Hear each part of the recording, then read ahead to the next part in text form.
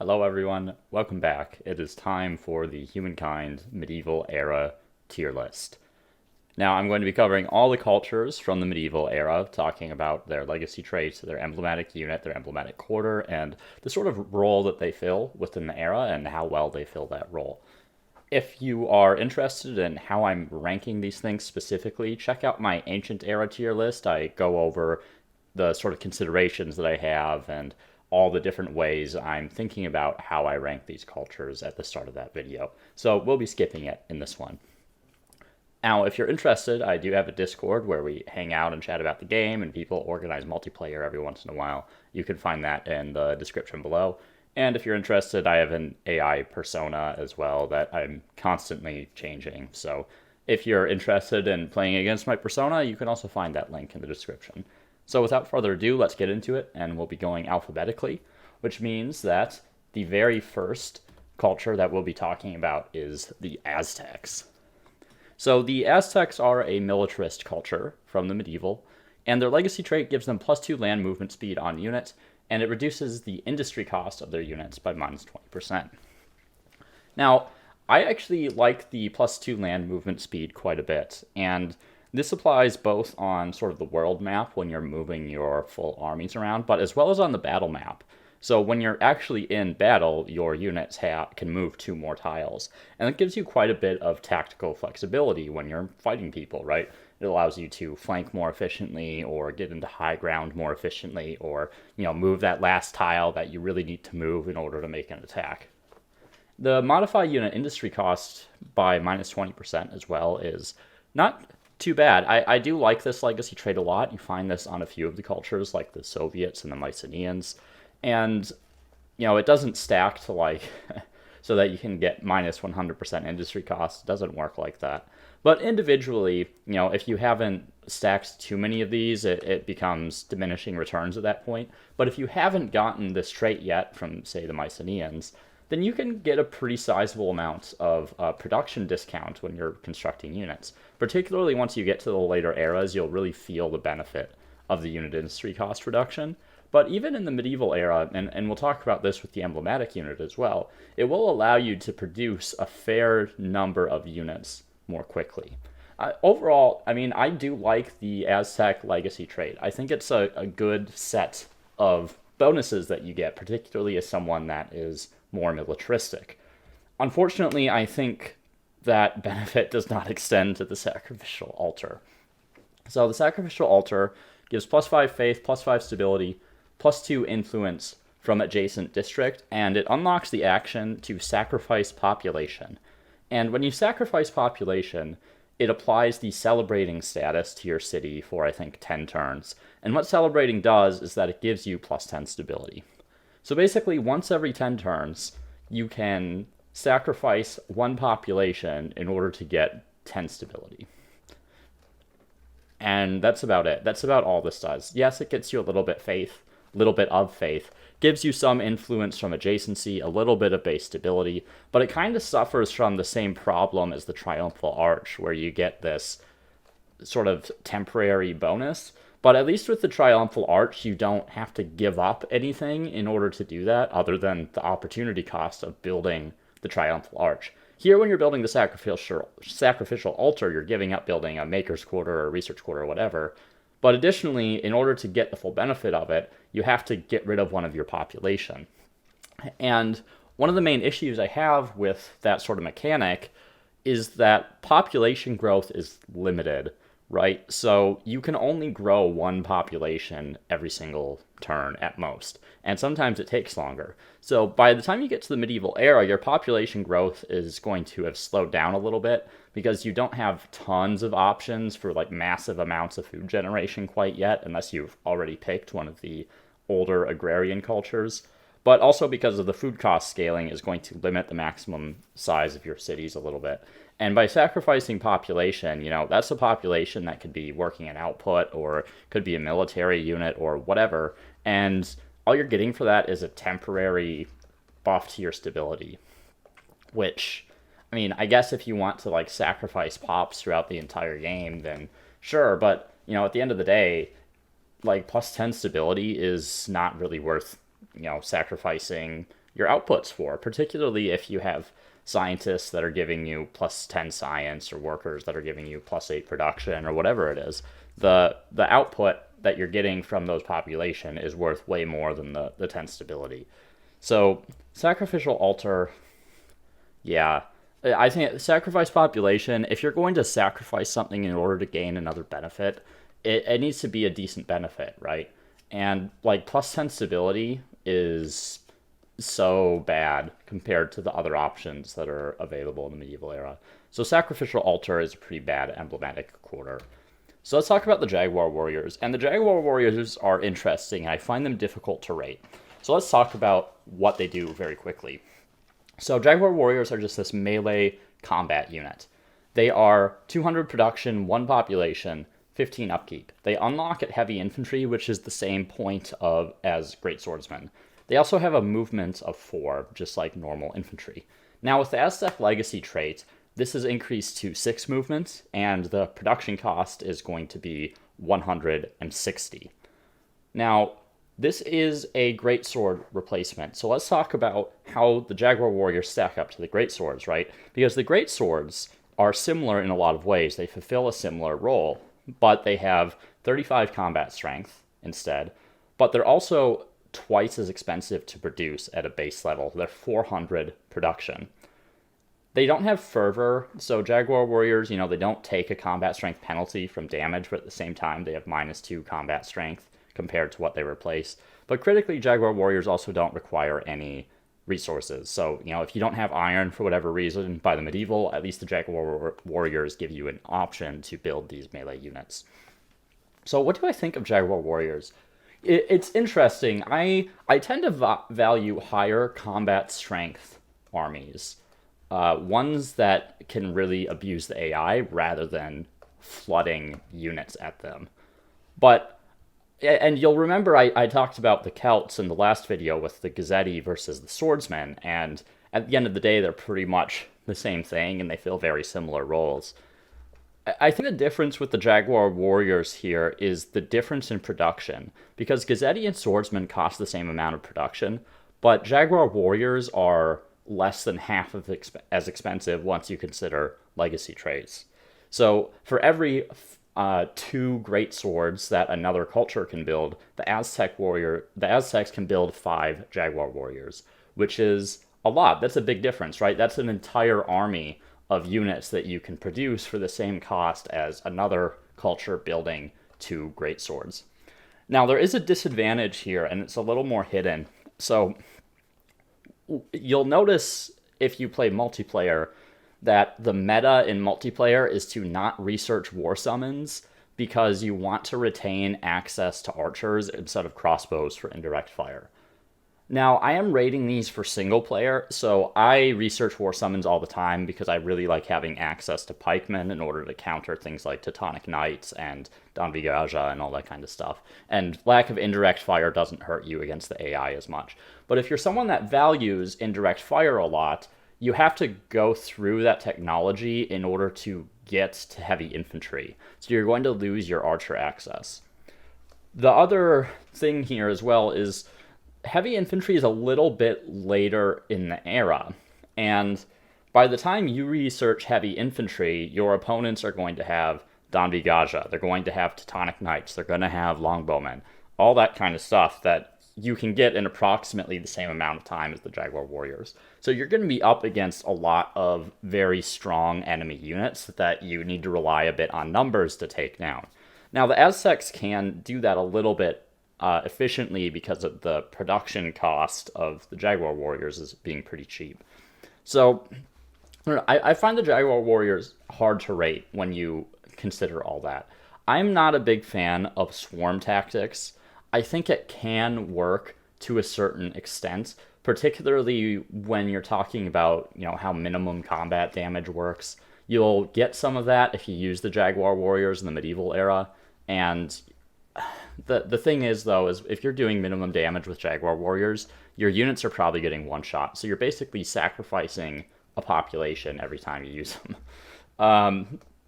It won't happen all the time, though, but when you're against some of your stronger opponents, it becomes a real issue, the lower combat strength of the Jaguar warriors. So I mean, overall, they're okay. I think they're in a better position than the Gazzetti, but for the most part, I'd rather have most of the other emblematic units of the era rather than the Jaguar Warriors. It's just too low combat strength compared to the other units that it has to deal with from the other cultures. So overall, I put the Aztecs in the C tier, and this is largely based on the strength of their legacy trait. It is a very good legacy trait, in my opinion. The +2 movement speed, the 20% industry cost reduction, all very potent, powerful legacy traits that continue to have value throughout the rest of the game. Allows you to conquer people more quickly. It allows you to strategically reposition your armies or your units in battle. It allows you to pump out units more quickly, and particularly once you get to like industrial and contemporary, units can get very expensive in terms of industry cost, and that reduction plays a big role in allowing you to pump out those units very efficiently.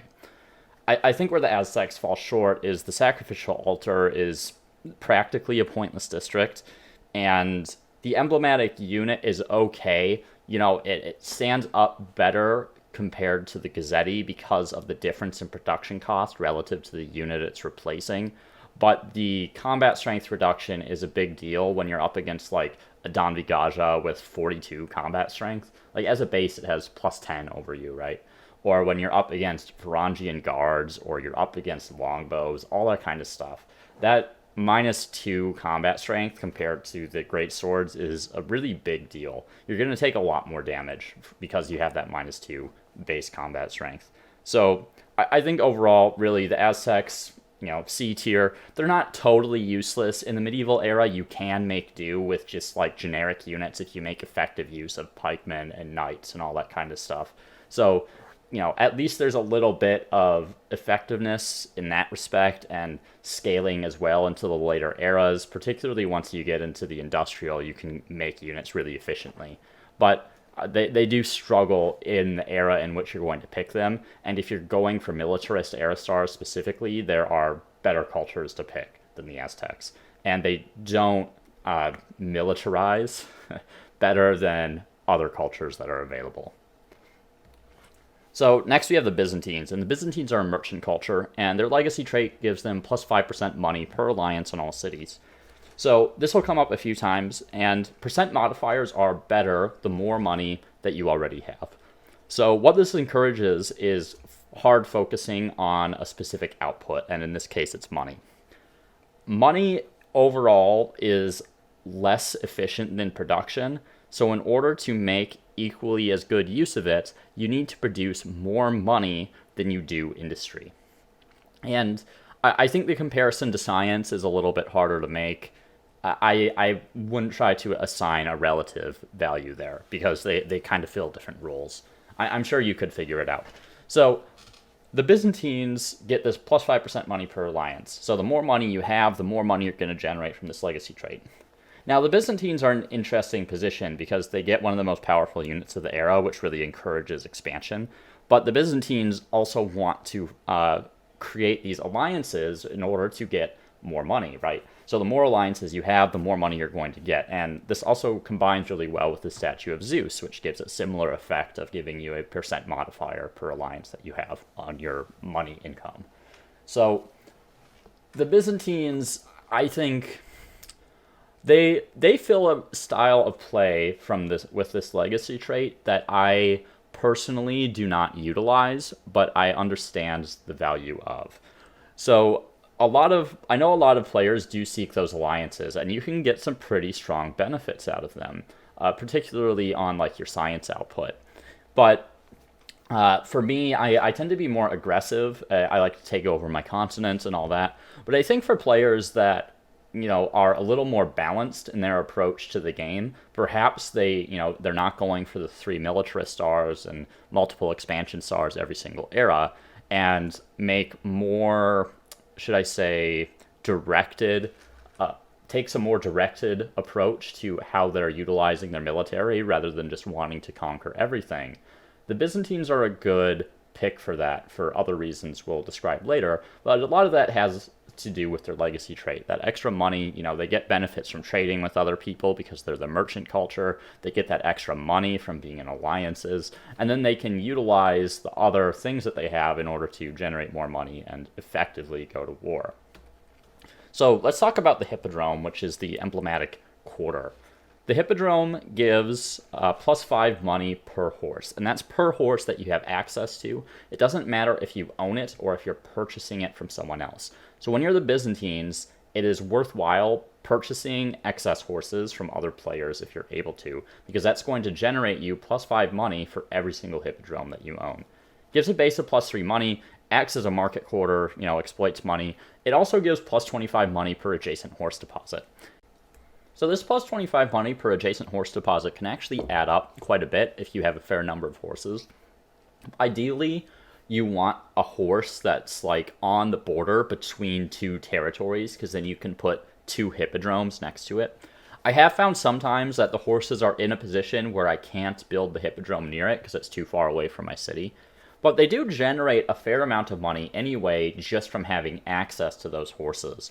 I feel like for me personally, in order to want to pick the Byzantines, I need to have access to at least 3 horses. And because they sort of ferment this style of play that encourages alliances and trading with at least some players, it's likely you'll have access to horses through trade as well, which makes it more viable. So the Byzantines, even if you don't have great spots to place hippodromes directly adjacent to horse deposits, even though you really want to do that, if you don't have that in most situations, this is still much more efficient than just building a regular market quarter, right? So if you have 4 horses in your empire, you're getting +20 money from that, as well as +3 money. So you're getting +23, and compared to a regular market quarter, you might be getting like 10. So it's more than twice as efficient as a market quarter in terms of generating money, which really makes it worth building.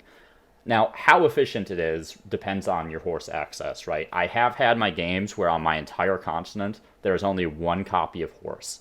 And in those cases, I'm probably not going to pick the Byzantines because a lot of their strength lies in how much money they're able to generate from the hippodrome. And specifically because they're a merchant culture, it means they have those inflated requirements for their primary era star. So you really need to be able to make use of the hippodrome in order to get all those fame gains from reaching your merchant stars. So I do think the Byzantines generate quite a bit of gold in the right situations, and those situations occur fairly frequently. I think if you only have 1 or 2 horses, there might be better picks depending on what's available. But once you get to the realm of 3+ horses is really when I start to consider the Byzantines, particularly if I want to focus a lot on generating money. So let's finally talk about the Varangian Guards, which are the emblematic unit. So the Varangian Guards are 400 production, require 2 population and 20 upkeep.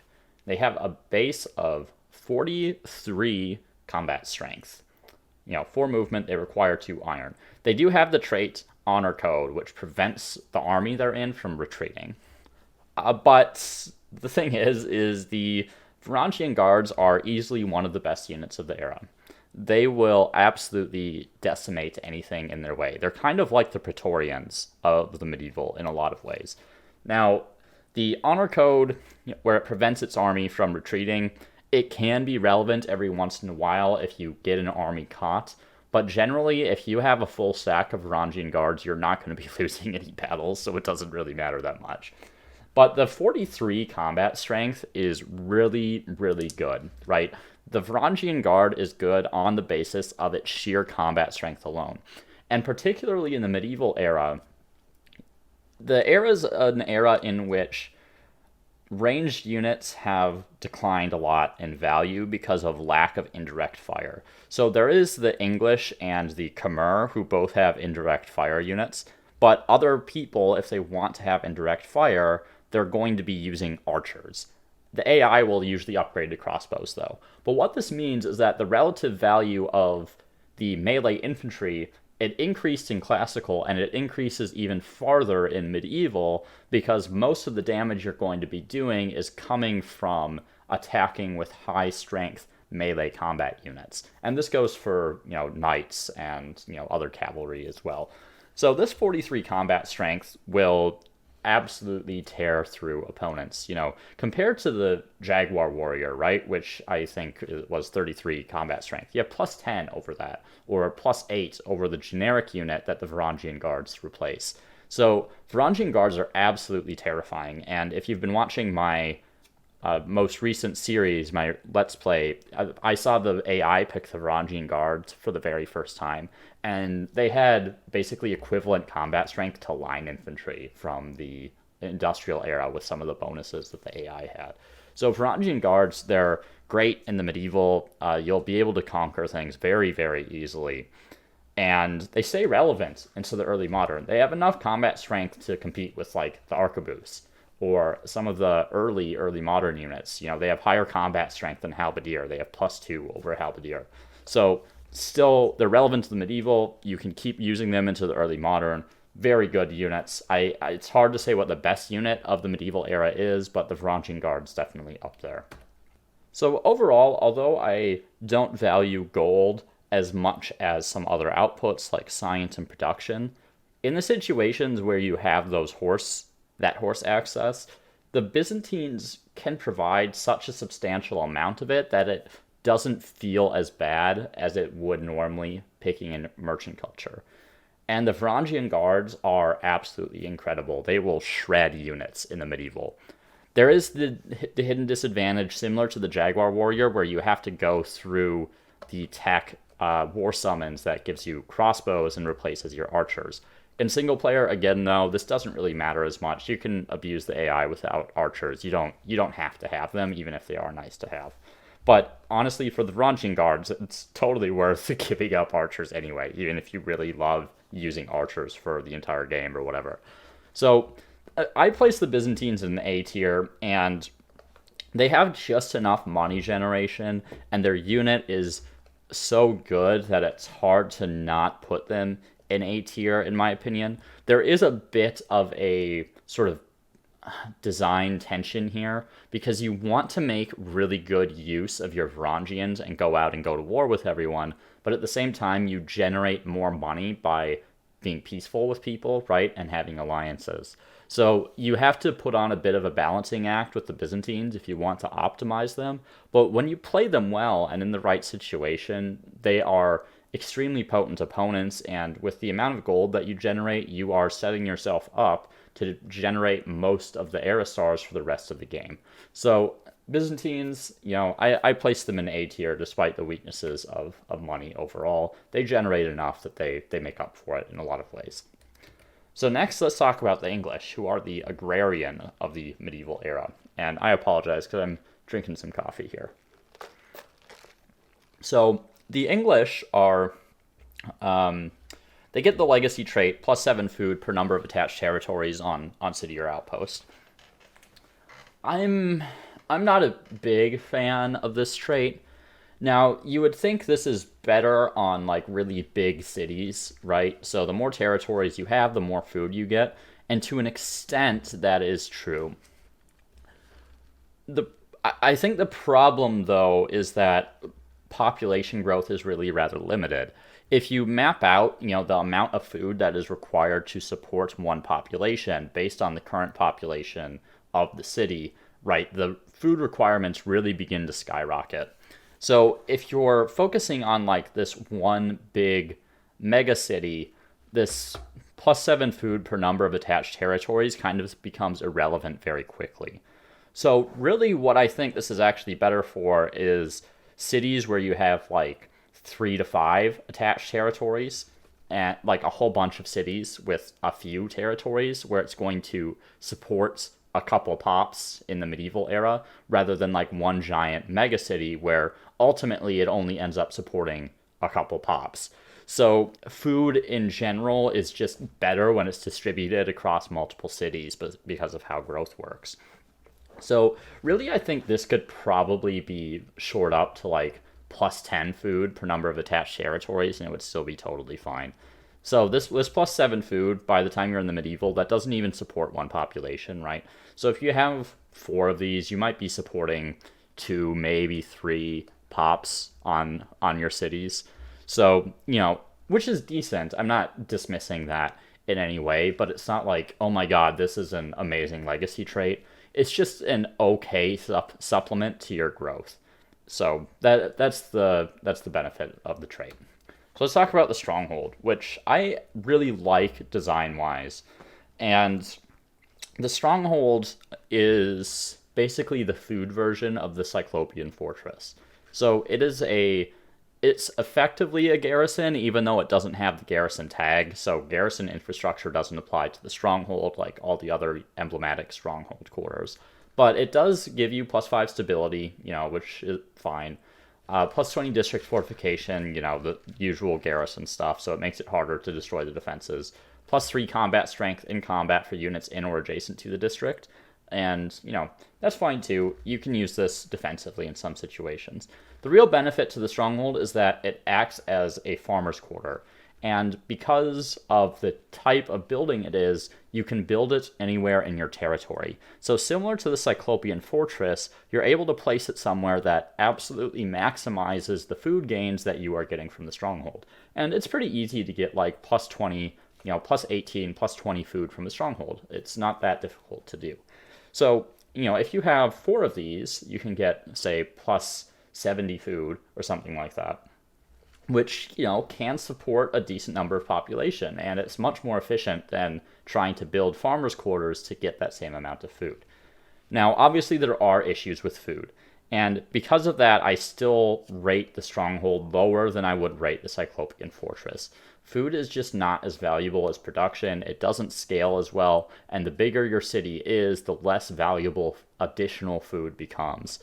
But in the medieval era, although you will have had some pop growth, you haven't quite reached the point where pop growth is so slow and upkeep is so high that it isn't worth it to continue to grow. So between the fact that the stronghold acts as a farmer's quarter, allowing you to get this extra food to grow your population that you can put into research or production, right? But it also acts as this spawn point and a defensive fortification that allows you to defend against other cultures. And I think that promotes the English a bit above some of the other defensive cultures in the game, like the Zulu or the Poles, who really hard focus on just being defensive. The English have that same defensibility, but are also providing you with some outputs that are useful. In this case, food, even if food isn't quite as useful as something like production or science. So Stronghold, yeah, it's decent. It's an above average quarter because of your ability to place it anywhere, and it doubles as that spawn point that you can use to decent effect, both offensively to like spawn units and reinforce, as well as defensively. So let's talk about the Longbowmen, which is the emblematic unit. And the Longbowmen is a replacement for the crossbow. And honestly, the longbow is amazing. It is an excellent, excellent unit. So it's only 200 production, which is pretty cheap. 32 combat strength. It is a ranged unit, right? Obviously. And critically, it has indirect fire. So it has this ability to shoot over other units, which is really important. But even more importantly, or just as importantly, it has 4 range. So not only can you upgrade your archers into this and retain indirect fire, unlike with crossbows, so you can have your back line of units that are able to shoot over your front line, you can have an additional line of longbowmen because you can put them even one tile farther back and still be able to shoot the enemy's front line. No, they aren't as strong in terms of combat strength as something like the Danvigaja. They can't move and fire. But you do unlock them at the very first tech of the era, and they are much, much cheaper to produce, and they have that extra range advantage. So I really like the longbow. They're one of my favorite units of the era. You can really use them to great effect. They are better defensively, right? But just like any ranged unit, you can make very effective use of them offensively. So the longbow does give the English a great amount of versatility in terms of how they want to approach the medieval era that they're playing, right? You can use them defensively if you're up against a really tough culture to fight against. You can make really effective use of your longbow. But if you're also up against someone that's, a little bit on the weaker side, or you want to, upgrade all your archers very early and go for like this early medieval rush using these really powerful longbow units, you have the option to do that as well. So the longbow, great unit, gives you a capability that other cultures don't have other than the Khmer to a certain extent. So I really highly recommend the longbow if you haven't had the chance to play with them yet. So where did I put the English overall? I put them in the B tier. I like their unit a lot. I think the longbow is really good. Where they struggle a little bit is that the food is in a really weird place in the current state of the game, and it diminishes in value the longer the game goes on, because it's more easy to generate food without having picked an agrarian culture, but also you're really stifled in terms of population growth later in the game as you get bigger and bigger cities. Now, the stronghold is still good, and it's, the food is still relevant in the medieval era. The legacy trait is okay, but the ultimate amount of growth that you get from picking the English, I wouldn't say is as good as some of the outputs that you can get from other cultures like the Byzantines or the Khmer or some of the others. So I think really the reason to pick the English is you have some specific purpose in mind for the longbow, and you wouldn't mind benefiting from some additional growth. Perhaps you settled in a really high production area and you've attached some outposts that have some food areas, and perhaps you have some low population. You can make really good use of the strongholds and the legacy traits in those kind of situations, and get some more people on researchers or whatever it is that you want. So the food part of the English, it's fine. It's okay. You'll still benefit from it. Longbows, though, are the real reason to pick them. They're not quite as good as some of the other units in some respects, but their availability, how cheap they are to build, how early they come in the tech tree, your ability to upgrade archers into the longbow kind of elevates them above what their initial stats might even imply. So English, I think they're a B tier, and they're a really solid B tier. I don't mind picking the English. I don't feel bad about picking them in most games. So the Franks. So the Franks are an aesthete, and they get this legacy trait plus 10% influence. So we've talked about how percent modifiers are better the more of the output that you have. The problem with the Franks legacy trait is that influence is the least important output to accumulate a lot of. Generally, if you are picking an aesthete culture, you want an aesthete culture that generates you enough influence that you never have to pick another aesthete culture for the rest of the game. The Franks, by design, because of this plus 10% influence, are encouraging you to focus on aesthete cultures, or cultures that can generate a lot of influence, which, are primarily aesthetes. This isn't to say this trait is completely useless, right? So in the medieval era, if you're generating, say, 300 influence per turn, you'll get an extra 30 influence. Does that sound worth it as a legacy trait? I mean, maybe. It depends a bit on how you're playing the game. If you're going for like a super mega city and you have a ton of outposts you need to attach, maybe.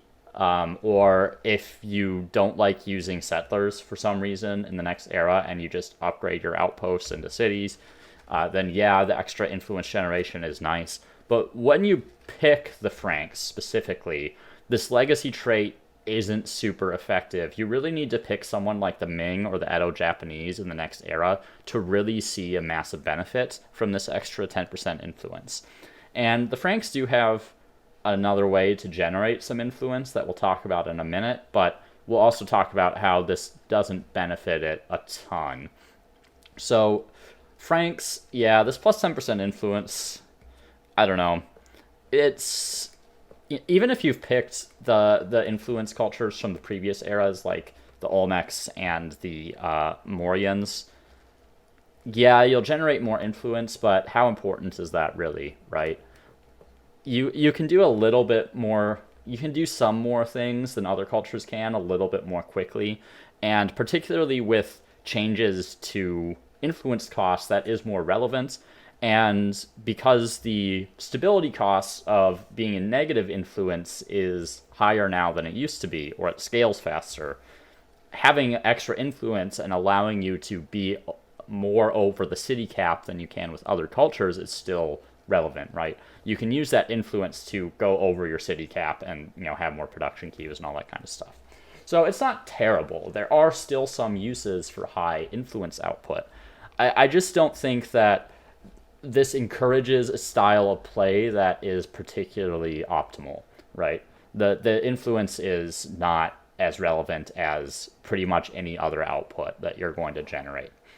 So let's talk about the scriptorium. The scriptorium is kind of interesting in a way, but it is basically the same quarter that you get as the Morians in the previous era. So you get +3 faith, +5 science, +2 influence per adjacent district, and you get a researcher slot. And it also counts as a research quarter. So I think the scriptorium basically gets +2 science and +1 faith over the Morians' emblematic quarter, which is not that good, right? You'd think this would be more of an upgrade than that going into the next era, but it's not. And I don't know. I think this needs to provide something more. And you might point back to the Franks legacy trait where you get an extra +10% influence. Even if you have 5 adjacent districts to this, you get the +10 influence base, but you're only getting an extra +1 from that 10% extra influence you're getting. So it's not that impactful. And my experience as the Franks is that unless I have played aesthete cultures in the past, it's been a struggle to get the aesthete era stars. Now, I haven't played them since changes to the stars, specifically for aesthetes, so that may be changed a little bit in terms of how easy or difficult it is to actually generate those stars. That being said, I think the scriptorium is basically a fairly average quarter for the era in which it comes. It's barely better than a comparable quarter from the previous era.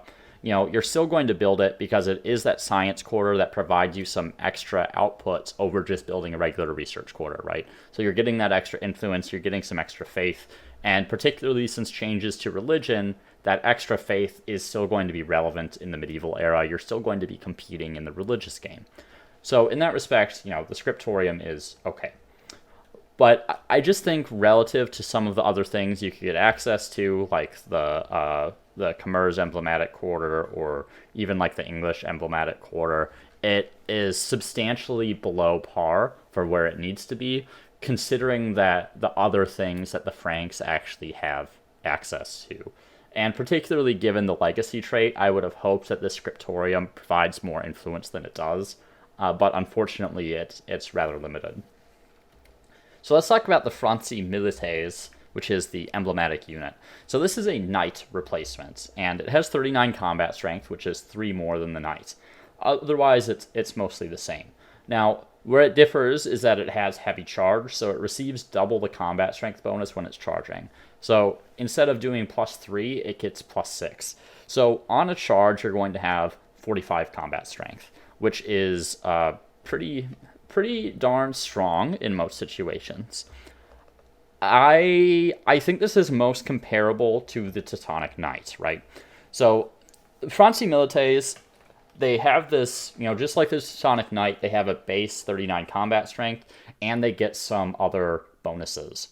So the Franci Milites, with the heavy charge, they can get it every single round of combat if you want to, right? You're always going to have access to the heavy charge, unless you get your unit completely boxed in. So what this means is that you're able to always, you can pick the Franks and build the Franci Milites, and know you're always going to be able to kit the full benefit out of the Franci Milites kit.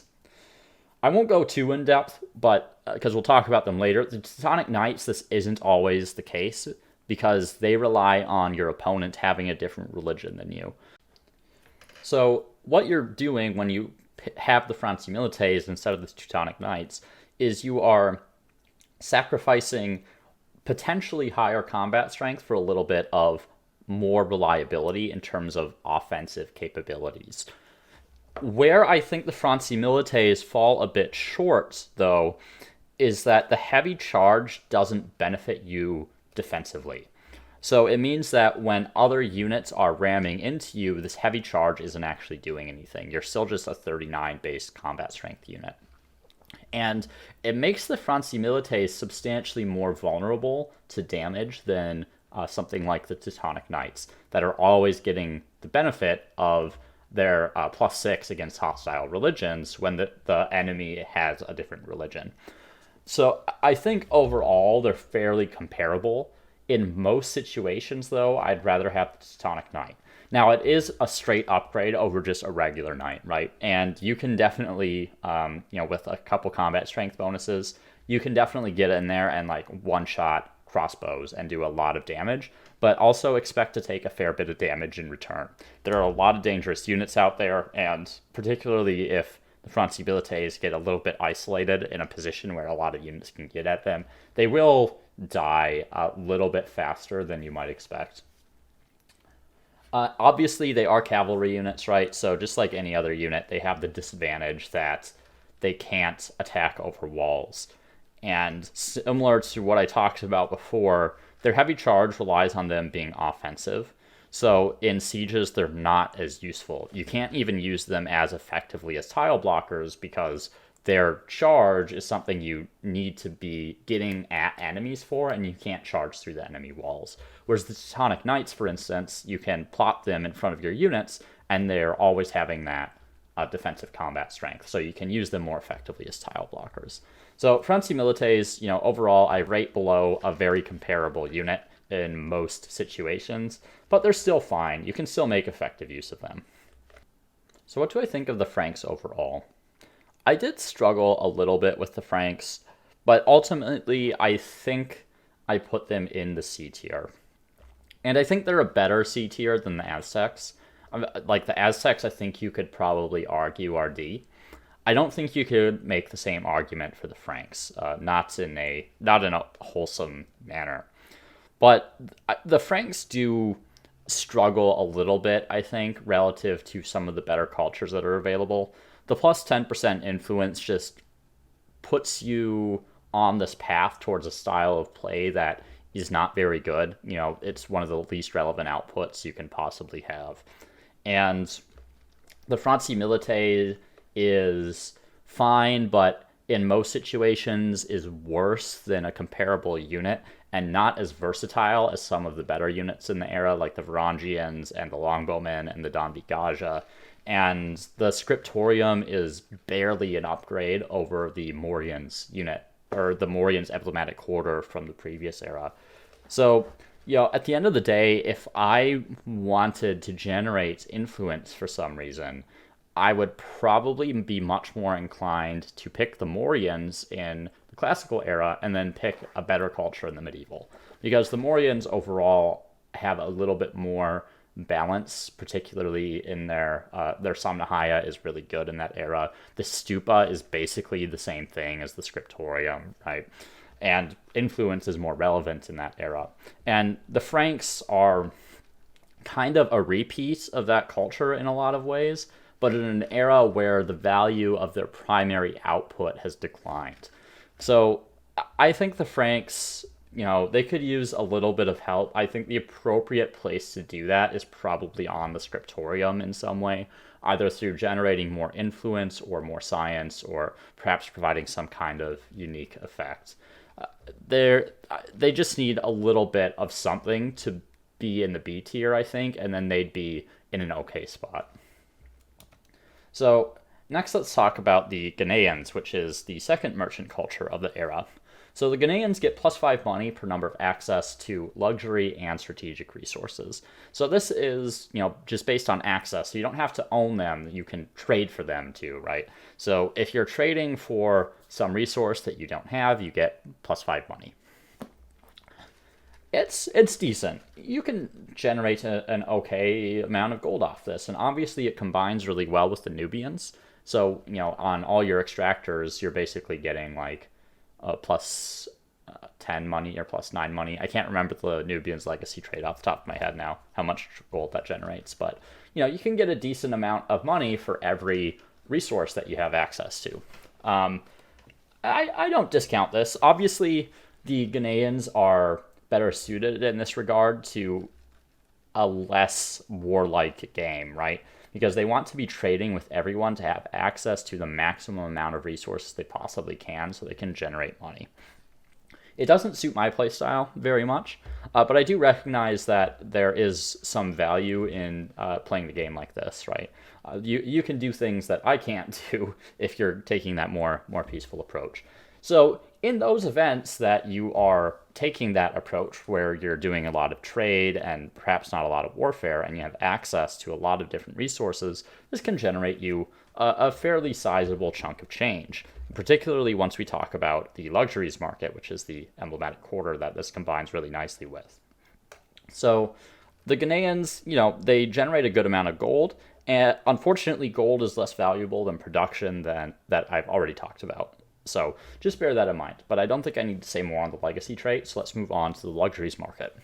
So the luxuries market is the emblematic quarter for the Ghanaians, and this is basically a market quarter that gives you +1 money per number of trade routes. So this works really nicely with the legacy traits that you have, right? So say you have, 5 luxuries markets in your empire. You're going to have more than that, but let's just say you have 5.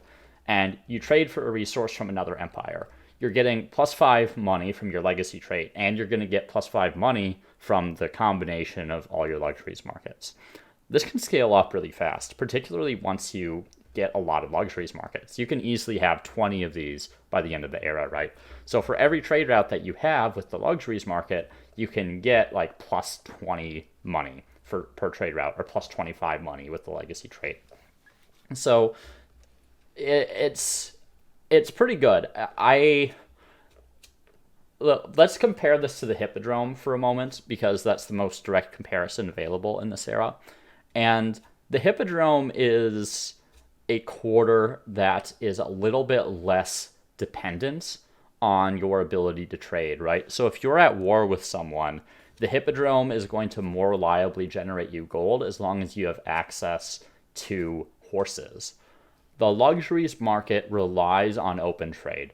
So if you are going to war with someone, you are going to lose money on your luxuries market every single time if you are engaging in any trade with them whatsoever. Now, there is a civic available, and I don't think we know the unlock requirements for it yet that allow you to continue to trade with people you're at war with. I don't think you're typically going to have access to this in the medieval era.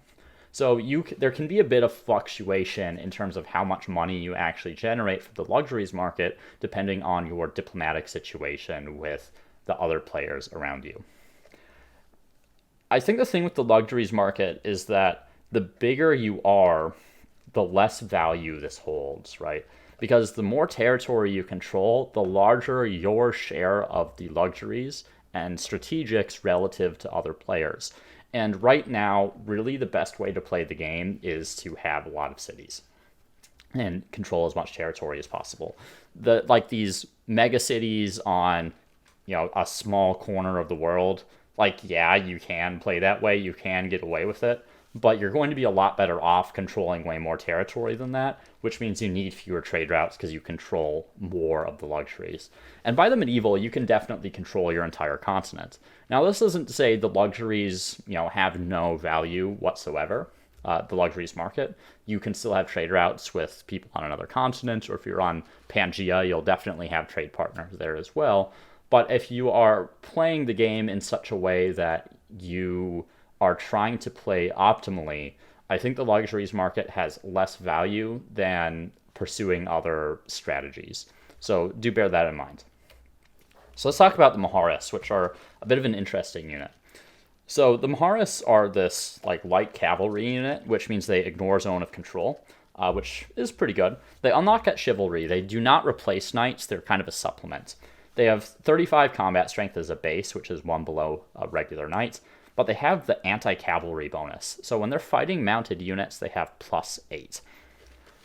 What this means is that against things like knights, Teutonic knights, Franci Milites, Don Vigaja, all that kind of stuff, they are working with 43 combat strength. I struggle a bit with the Horus because most of the time what you're going to be hitting with cavalry is things like ranged units and melee infantry rather than other cavalry units. They do have a role to play specifically against the Khmer, I think.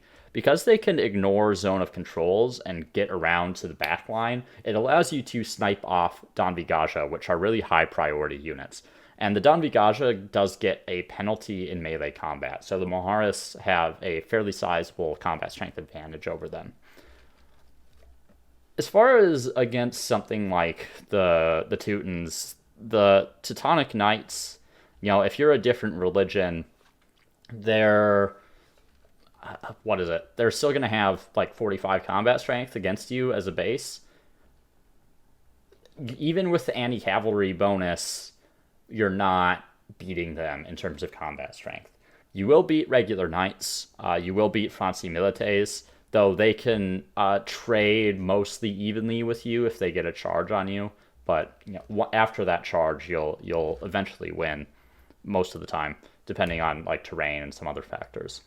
So the Maharis, I just find them a little bit difficult to use. They're a little bit more of a supplementary unit. You might have a couple of them in your army. If you are against the Khmer, you might have a few more. It is important that you can combat the Don Vigaja because it's one of the best units of the era, and the Khmer are pretty darn good and a very, very competitive culture in the medieval era. But, overall, mounted units tend to be fairly easy to control at this point, particularly once you have like pikemen or halberdiers in the next era. It's not that big of a deal that this has anti-cavalry, so yeah, it's fine. It's okay. It just has a very limited scope in terms of how you're actually going to use it, and at the end of the day, that makes it not as good as some of the other emblematic units that are available. So where'd I put the Ghanaians? I put the Ghanaians in the B tier, and I think when you're pursuing a particular style of gameplay, the Ghanaians are a very good choice, right? If you're going for that somewhat more peaceful trader style, you have a lot of ongoing trade with other players, you don't intend to engage in a lot of conflict, the Ghanaians really rise up the ranks in terms of viable cultures. They're very good in those situations. But that's not really the best way to play the game, I don't think. And when you're playing the game in such a way that you are actually maximizing all your gains and you're maximizing the amount of fame you're generating, the Ghanaians aren't as good in those situations because a lot of their benefits rely on remaining at peace with other players. So it made me struggle a bit with where to place them, particularly given their emblematic unit is fairly situational.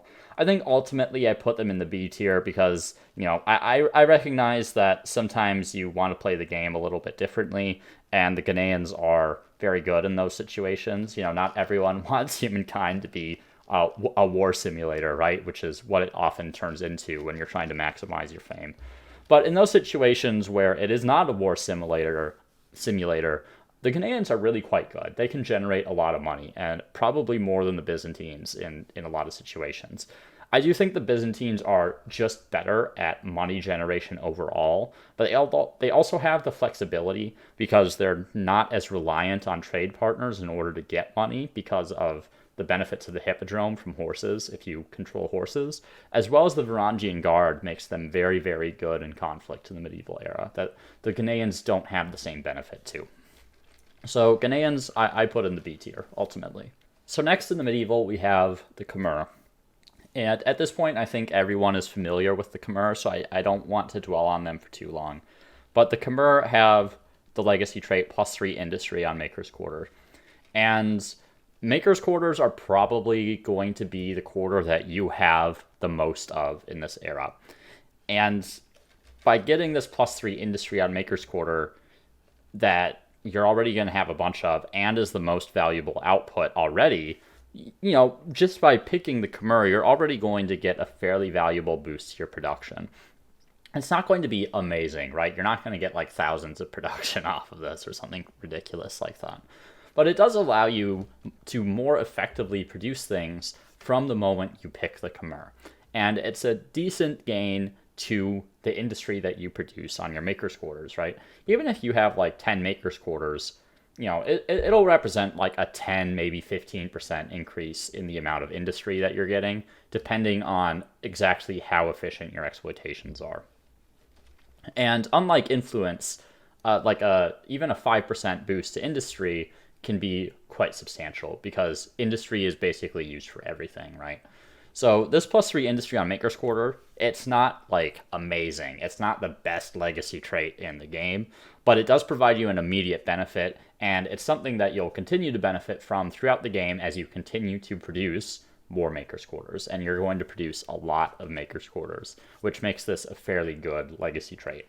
So let's jump into I'm not sure if this is Beret or Bare still, but I've always pronounced it as Beret. Anyway, the Beret gives you +5 food, gives some industry per adjacent river, and most importantly, it gives +1 industry per population. It also acts as both a farmer's quarter and a maker's quarter. The Beret is the best emblematic quarter in the era, hands down, and it's not even close. The Beret gives you so many benefits, right? So you kind of get this feedback loop because it is this farmer's quarter and maker's quarter. So you plop it down and you can put it on rivers, which is really important because you normally don't build stuff on rivers because you don't want to lose the production and food from the rivers because those are massive benefits. The Beret exploits both of those. So you can put it down on the river, you get the food and the industry. Then as you grow from the food that the Beret is providing, you also get more industry from the population that you're growing.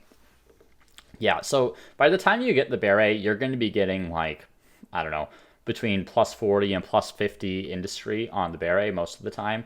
I mean, it's going to be like getting 3 maker's quarters at once on top of getting a farmer's quarter. So it's 4 times as efficient as building regular quarters normally. And as your city continues to grow, you're also going to get more industry out of it. The Beret is, I mean, it's kind of broken, honestly. Let's be real. Just compared to the other options that are available in the medieval, the Beret is by far and away more powerful, and it really sets you up for the rest of the game to be able to produce things more efficiently. Now, it's not like the Jama Masjid and legacy trait for the Mughals level of brokenness that you can get in the next era, but just relative to the other options that are available, it's just so much better. The amount of industry that you produce is like comparable to the amount of money that you get off like the hippodrome, right? Or oftentimes it's going to be even more, and industry is already the more valuable output, and you're getting food on top of it. I mean, if you could do nothing, but go up into the medieval era and without anything else, just have the Beret, you would still pick that culture over most of the other cultures in the era most of the time, just because of how powerful the Beret is. So if that wasn't enough, they also get the Danvi Gaja, which is probably one of the best units of the era as well. They're an elephant unit. They have 42 combat strength. They do require 2 copper and 2 iron, but you're already going to know if you have access to that, and by the medieval era, you probably will. 2 population, they are very expensive, right? So 800 production and 25 upkeep. But as the Khmer, you have the production to afford this, because you have the Beret and you can turn on Landraiser, right? So you're able to often pump out a couple of these every turn. Between those two, it really makes the Danvi Gaja quite easy to produce, despite its high production cost. And with 42 combat strength and move and fire, it means you can basically have massive armies of Danvi Gaja and be able to utilize every single one of them every single turn of combat. Because with move and fire, it means you can move into a position where you can shoot and then move out again, clearing the space for another Danvi Gaja to move into that position. Now, obviously the Danvi Gaja, with its higher production cost, if you were trying to compare it 1-to-1 to like the longbowmen, right? You can have 4 times as many longbowmen as you can have Danvigaja. But because the Khmer just have so much more production than any other culture, I don't think you can really compare on that basis, because the Khmer have the capacity to produce way more of these than another culture would, given their high production and their ability to use Landrazor. So Danvigaja, they come in an era where there isn't an indirect fire unit. They have this really high base combat strength that can absolutely shred units. They're mounted, but because of their range, they are very effective in sieges as well at wearing down enemy units. There's really nothing about the Danvigaja to not like, particularly given the context of them being placed in a builder culture. So, yeah. Danvigaja and the Beret combined, and with a decent legacy trait, I mean, the Khmer are S tier, let's be honest. And the Khmer are probably one of, if not the strongest S tiers in the game. I think the medieval era overall has a lot of sort of weak to average cultures, and as a result, the Khmer really stand out in the medieval. Just the amount of production they get and their access to a really good unit on top of like a little bit of extra growth so that they continue to get more production. There's really nothing comparable in the medieval era to what the Khmer are able to accomplish. And I do really think the Khmer need to be toned down. I think at this point, everyone's familiar with how strong the Khmer are, and given how strong the other cultures are and the relative bonuses. So let's move on to the next one and talk about the Mongols. So the Mongols get the trait 100% ransack gains on army. So what this means is that when you ransack, right, you get a base amount of gold. So this doubles the amount of gold that you get. Now, if you are using the emblematic units, they don't get gold from pillaging. Instead, what they get is food. So what this means is when your Mongol hordes pillage, they're going to replicate themselves. So you can replicate yourself faster. So every time you pillage an outpost, you'll get double the amount of food on your units. So you can get out more Mongol hordes. That's the idea here. If you are picking this because you want to generate gold from ransacking, what you really want to pick is the Norsemen. It's just better. Like, the base amount of gold you get from ransacking isn't super high, so the Norsemen give like a plus 50 money benefit to ransack for each Nos that they have. So pick the Norsemen if that's what you're interested in. This is really most beneficial for replicating your hordes. So let's talk about the Orda. And I'm going to go through the Mongols because the Mongols are very one-dimensional. So we'll go through this quickly. The Orda is basically the same thing as the Huns' emblematic quarter. It's just an outpost that you can use to influence purchase Mongol hordes. And these Ordas you cannot attach to cities. So if you are going up into the Mongols, make sure you attach all the outposts you want to attach first. And the Orda, I think, really makes it a trap to go from the Huns into the Mongols, even though that feels like a natural progression, because it's 2 full eras where you're not going to be able to attach any of your outposts, which can really hinder your development. And it's 2 full eras where you're not getting any benefits to your outposts whatsoever, or to your outputs rather than outposts. You're not getting any benefits to your outputs whatsoever by going from the Huns into the Mongols. So I would be aware of that transition. I think it's a bit of an awkward transition. It can be made to work, particularly on like Pangaea, where you can just keep expanding and pillaging everything and burning down enemy cities and all that kind of stuff. But I would generally recommend not going Huns into Mongols as a result of the things I just talked about. So let's talk about the real meat of the Mongols, which is the Mongol Horde. This is why you're picking the Mongols. So the Mongol Horde is a 29 strength combat unit, requires 1 horse, has a ton of movement. Of course, it is a mounted unit, but it only has 1 range, even though it is a ranged unit. It has multi-move, just like the Hunnic Horde does, so it means that you can keep moving until you've used all your movement points, even after you've shot something, and you ignore zone of control. So you can basically cycle these units through. You can make use of basically every single Mongol horde that you have on the battlefield for every single battle, right? You can cycle them through choke points and get them out again very easily, all that kind of stuff. The Mongol horde is far less effective than the Hunnic horde is. Yes, you can still influence purchase them. You can get a whole ton of Hunnic or of Mongol hordes. There are a couple issues, though. And the Mongol horde suffers from the fact that in the medieval era, cities are much better developed, which means that you're not always going to be able to get around to shoot at all the different tiles in the city. So there are going to be city districts sort of centrally placed where you're not going to be able to shoot at units. This is a little bit less relevant against the AI, but it is relevant when the AI take the Mongols against you, of course. I think the real struggle for the Mongols, though, is that the Huns and Mongols are both cultures that benefit a lot from rushing up to the next era to try to generate an advantage against other players. You want early access to these units because they don't really stand up very well against their peers in the same era. What they do work well against are units from the previous era.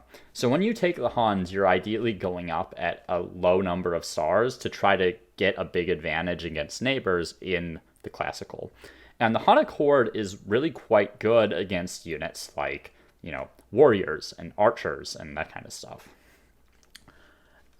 They fall off a little bit. They're not as good against like the Markabata, and obviously they're not great against their peers. Where the Mongol horde struggles is the Mongol horde is much less effective against previous era units than the Hunnic horde is, right? So think about the Hunnic horde. You're dealing with units like, I don't know, I'm trying to think of replacements now, like the Promakoi and the Assyrian Raider and all that kind of stuff. The Mongol hordes are up against units that have like higher combat strength than they do and are sometimes like hard counters to them. So things like hoplites, things like immortals, things like Samnahaya, right? All these units are very good against the Mongol hordes, and other players are going to have them in higher amounts than they do in the ancient. So the Huns are so effective because you can really spam out a ton of units at a time where the capacity of other players to produce units is really low. The Mongols don't have the same benefit. Your capacity to produce units in the medieval era is much higher, and you're going to have more armies, which reduces the ability of the Mongol hordes to abuse large battlefields and keep moving around and be unable to lose units. Whereas the Hunnic hordes can do that very efficiently because the number of units involved in combat in like the early classical era is much, much lower than it is in the medieval.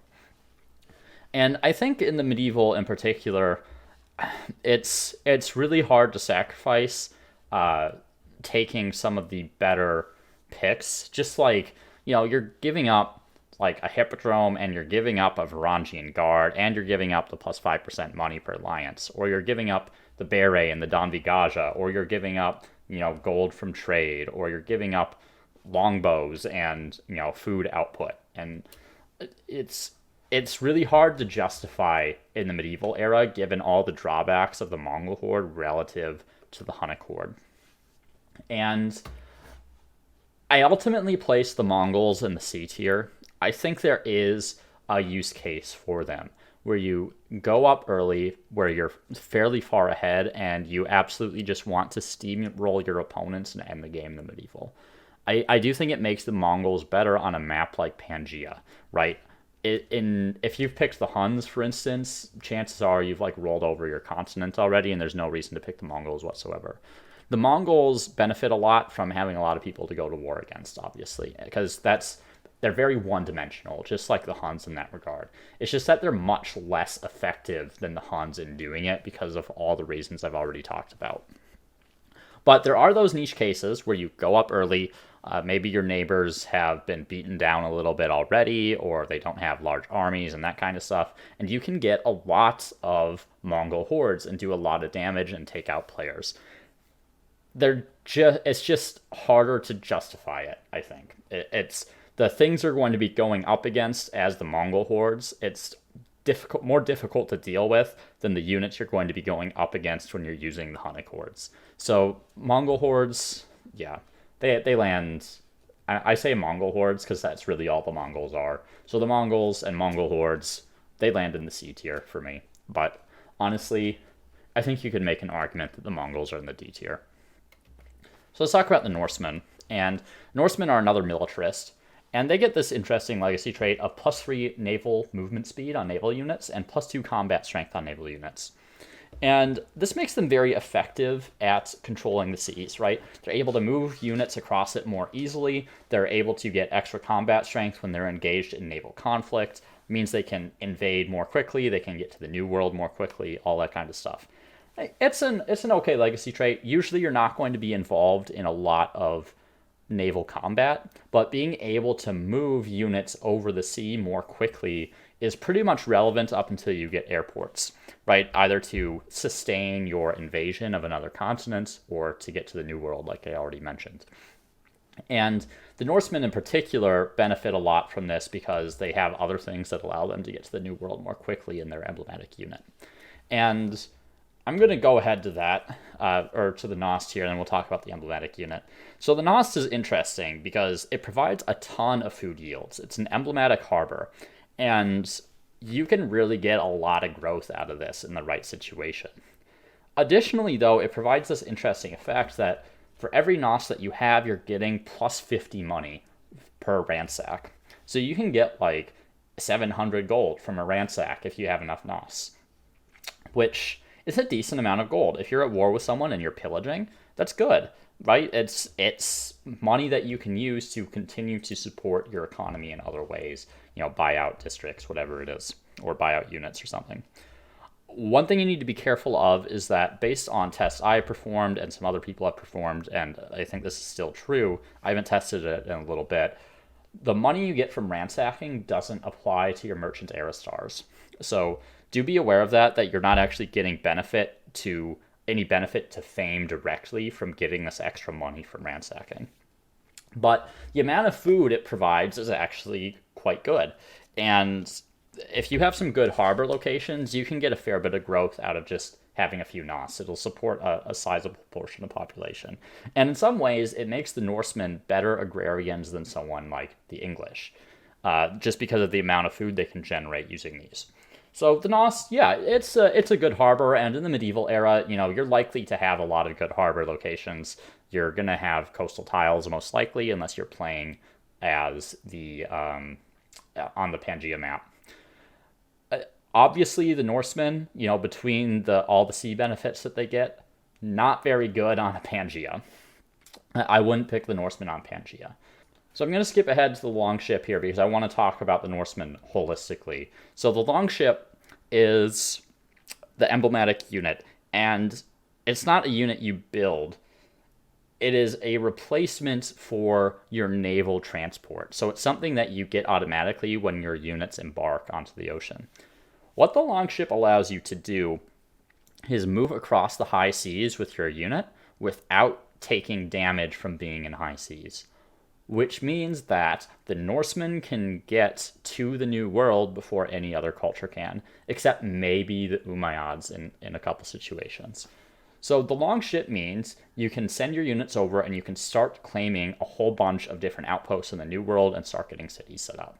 And that is a massive benefit because the New World, it means you're going to have more cities, you're going to have more resources, you're going to have more production queues, you're going to have a massive benefit to getting into this, totally empty space, and you can use that to a massive advantage. You get your expansionist stars, you get your military and production or your builder stars more quickly because of all the different outputs that your cities are going to generate. So this is a massive benefit on maps where New World is on. On maps where New World is off, the longship loses a lot of value, as well as on Pangaea. We won't talk about that. On maps where New World is off, the longship is a little bit difficult to use effectively, right? You'd primarily be using it to invade someone over the seas. The issue the Norsemen have is they lack an emblematic unit in this era that, is actually a melee or ranged unit on the land, or a cavalry unit or whatever. So you're going to be up against some fairly powerful units like the Danvigaja or the Varangian Guard or Longbowmen or whatever. So the longship, you get your units across the ocean and you just have a bunch of generic medieval units up against, powerful emblematic units. And sometimes in single player, the AI are going to be ahead of you in era as well. So you're going to be using like pikemen and crossbows to deal with emblematic units from the early modern. Like you don't want to be up against the Poles with winged hussars, for instance, as the Norsemen. That's happened to me. It's not a fun experience. So it can be difficult to invade because it takes time to get across the ocean, which means that the AI have a chance to advance in tech and get more units and all that. And it's difficult to sustain an invasion force in the medieval era, even though the Norsemen have a few tools and they have the growth to support producing a lot of units. But really the benefit of the longship is getting to the New World. And I think holistically, when assessed with like their legacy trait as well as the Nost, the Norsemen are really good on maps where the New World is on, but they're not really worth taking in most situations where New World is off, in my opinion. There are a couple exceptions to that. If you really want a lot of growth and you have a lot of coastal tiles, even if the New World is turned off, it can be justifiable in some situations picking the Norsemen there, I think. Particularly if you're looking to invade, say, a continent that is nearby and you know that they're behind in tech, so you can kind of abuse them with your generic medieval units. But on maps where New World is off and, the AI are fairly comparable to you in terms of tech, which is still very likely in the medieval, the Norsemen lose a lot of that value that they get. So I really think the main value of the Norsemen is New World. So just considering their situationalness, I put them in the B tier, because in those situations they can be really good, and it's largely a function of just being able to cross the ocean. In maps where New World is off, I'd probably place them in like the C tier. It's just too difficult with them to sustain military action across the seas in the medieval, even though you can reinforce units faster because of your longship and your bonus to movement on water. It's just the generic units that you get aren't, they're okay, you can make it work, but the AI are going to have a lot of units. You really have to commit to doing that, and that can be a little difficult. So Norsemen, B tier for me. I think you primarily use them to settle the New World. Teutons are next up, and the Teutons are basically, they're an expansionist, but they're really a religious culture. So the Teutons give you +1 money and +1 science per state religion follower, and this is only in your own territory, I believe. So every follower in your territory gives you +1 money and +1 science.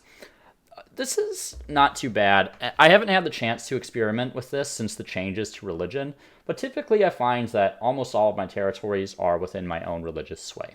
So I don't lose any benefit from this most of the time. When you first pick the Teutons, it is very possible to generate like 100 to 150 to 200 money and science per turn. And that's not bad. It's just a passive bonus that you get from picking the Teutons. And I value this more highly than someone like the English's legacy trait or some of the other legacy traits that are available. And particularly because it gives science as well as money, it's a nice mix of outputs that helps you generate your other stars that aren't your primary era stars, even though you may not be focusing on them. And I think the science in particular is what really puts this over the top. If this were just like +2 money per state religion follower, I would say, well, it's not that great. But because it's getting that science as well as money, it helps supplement an output that's really important in this era. And, like +100 science is the equivalent of quite a few research quarters at this point in time. You don't have a ton of access to infrastructure that improves the science output of research quarters.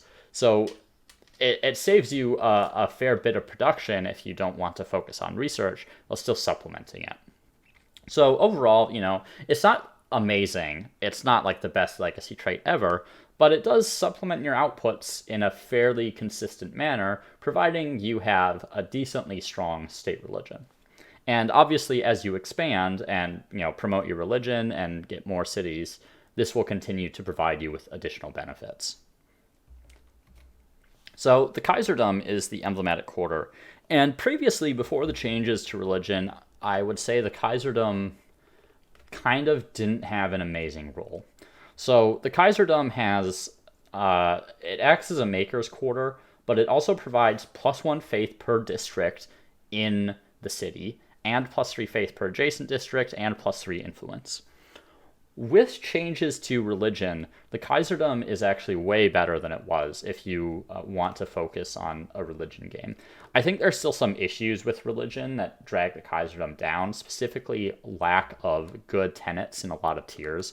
Like the best tenets are basically in the second tier, the +5 money on market quarter and +5 science on research quarter, and those will often be taken before you get the Teutons. But it does allow you to promote your state religion, right?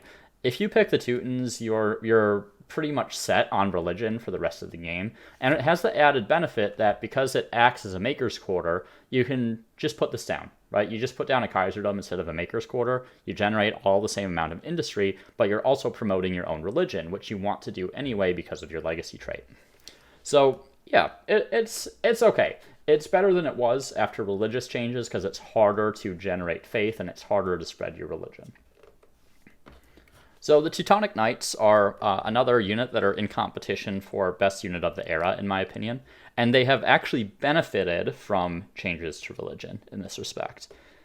So let's talk about what they are. They're a knight replacement, 400 production, 2 population, 20 upkeep. They have 39 base combat strength, which is 3 over regular knights, as well as the normal 6 movement, and the resource requirements of 2 horse and 2 iron. They have the +3 combat strength when they're charging, and they have proselyte. And I don't think this has been updated in the wiki yet, because the Teutonic Knights in the games I've played have actually been getting +6 against enemies with different state religion rather than +3. So what this means is that if you're charging with your Teutonic Knights against an enemy unit, you are going to have 48 combat strength if they are of a different religion. And the reason that the changes to faith have benefited the Teutons and the Teutonic Knights specifically so much is because it's much harder to generate faith. It means it's much less likely that your faith has spread to other cultures, which also means that you're going to get the benefits of proselyte much more often. And unlike with the Franci Militae's heavy charge, the proselyte effect applies both defensively and offensively. So not only are you doing more damage, but you take less damage in return, which, so you're basically getting double the effect as you would from the Franci Militae's. So the Teutonic Knights are really quite dangerous units. If you have a different religion than someone, you do not want to be up against Teutonic Knights in a field battle. But even in siege battles, because they get proselyte on the defensive, you don't feel bad using them as just like blockers, because they take a lot less damage than a lot of other units are going to. So if you've seen my Series 2 on my Let's Play on my YouTube here, the Teutonic Knights just absolutely decimated stuff, like one-shotting crossbows and the Aztec warriors and all kinds of stuff. These things are extremely potent. And although they are more limited in sieges, I don't think there's a unit I would fear more in field battles than the Teutonic Knights. Maybe the Varangian Guard, but I can't think of anything else. So Teutonic Knights, yeah, very, very strong unit.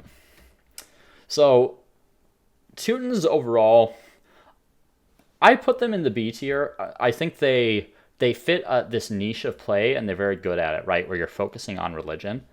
And the Teutonic Knights are really excellent units. They have a decent legacy trait. The Kaiserdom provides that faith and acts as a maker's quarter, which is great because production is an important output, and you're just getting more stuff from a quarter that you want to build anyway. I think what holds the Teutons back from being like an A tier is just the fact that religion is kind of in a weird state where a lot of the benefits you get from religion aren't as impactful as I feel like they should be. Specifically, like the tier 3 of religion doesn't have a lot of good benefits, and tier 4 you pretty much just take +2 combat strength every single game, which isn't bad. And, the Teutons can get there faster because of their faith output. But I don't know, I think if religion is improved, the Teutons will rise to an A tier. They are expansionists, so, it can be a little difficult to generate your primary era star, specifically to get 3 stars on it. But they do provide a nice mix of outputs. They have a little bit of benefit to science, they have a benefit to money, they kind of have a benefit to makers' quarters, right? Because or to industry, because you don't have to sacrifice anything to build your makers' quarters. You just get extra benefits on top of those makers' quarters. You can get your religious tenets earlier than you can with other cultures in a lot of situations. So, they have a good balance of stuff, and they have a really powerful emblematic unit.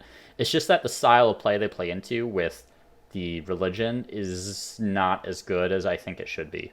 But I do like the Teutons a lot. They're probably one of my favorite cultures in the game. They're just not quite as strong overall as I think the cultures above them are in most situations. Though there are some situations I would take the Teutons over the Byzantines.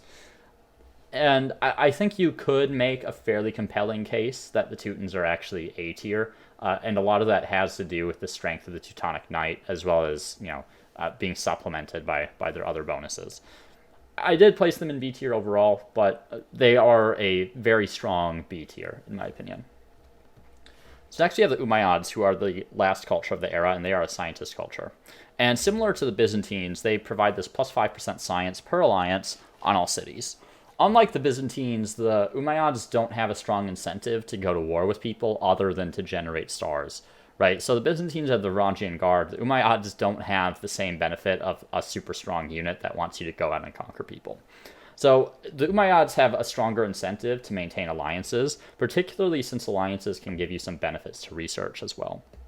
So this plus 5% science per alliance feels more manageable on the Umayyads than it does on someone like the Byzantines. And science, I think, is usually going to be a more beneficial output than money, and you're likely to have more science than you are to have gold, which means that you're getting a stronger benefit out of a percentage modifier. So this is not bad, particularly if you, cultivate a large number of alliances. If you do not, well, the Umayyads can still be good for reasons we'll talk about in a minute. But let's move on to the Grand Mosque, which is the emblematic quarter. So the Grand Mosque gives plus 3 science per number of attached territories, gives plus 5 faith, and a researcher slot. And of course, it's a research quarter. So the plus 5 faith is, it's an okay supplement. This wasn't always in the game. It'll get you to your religious tenets a little bit faster and ensure your religion survives. So that's an okay addition, right? The reason you're building this, though, is this plus 3 science per number of attached territories. So obviously it's better in cities that have more territories attached to them. It encourages that kind of tall style of play. Unlike with the English, there aren't really diminishing returns on your science income. So it's okay to encourage this sort of tall style where you're getting extra outputs per number of attached territories. It doesn't produce amazing science, obvious plus 3 science per number of attached territories. Even if you have, say, 5 territories attached, so a total of 6 territories, including your main city. Plus 18 science, yeah, that's like, at this point in the game, it's going to be like plus 10 science over a normal research quarter, which isn't bad, not at all. Is it enough science to be like, wow, this is amazing, I really need the Grand Mosque in my game?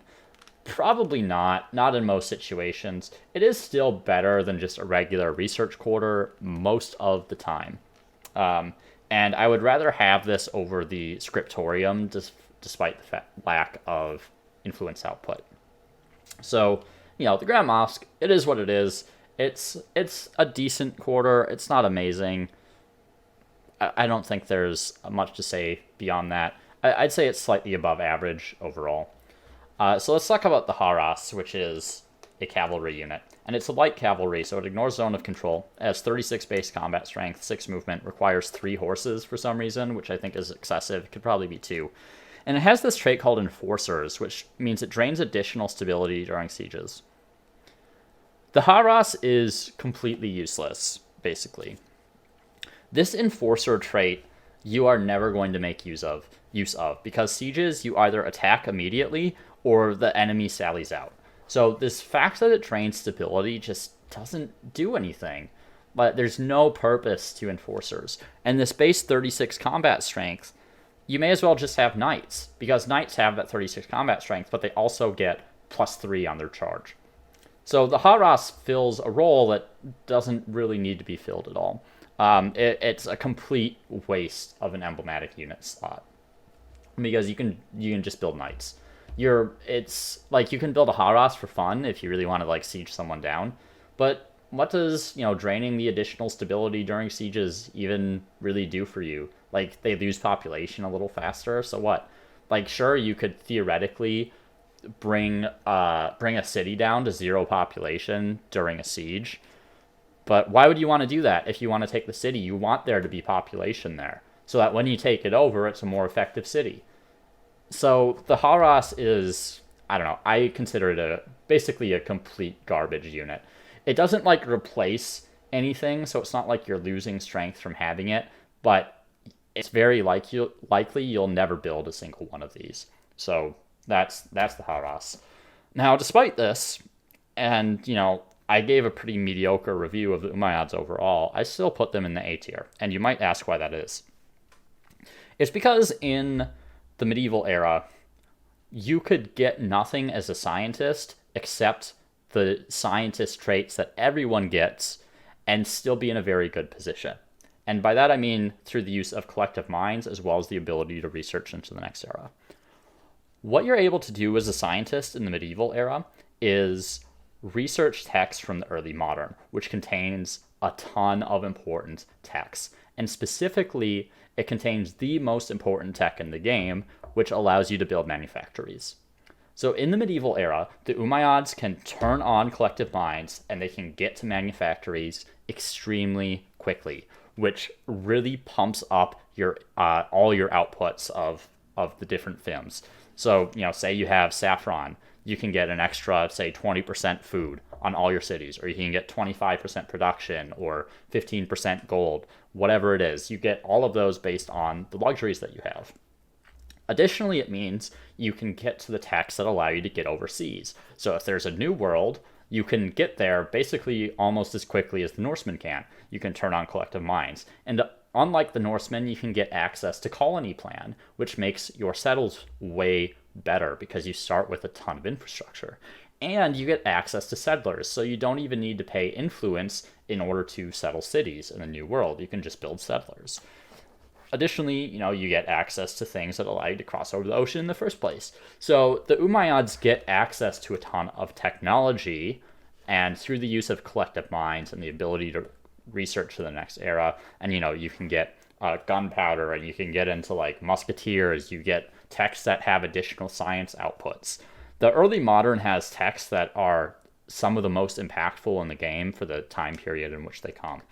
And the Umayyads' ability to get those, by like turning on collective minds, specifically if you have like really high production cities, you can just rocket into the early modern. You're basically an early modern culture with the emblematic unit of a medieval culture, or like even a classical era culture.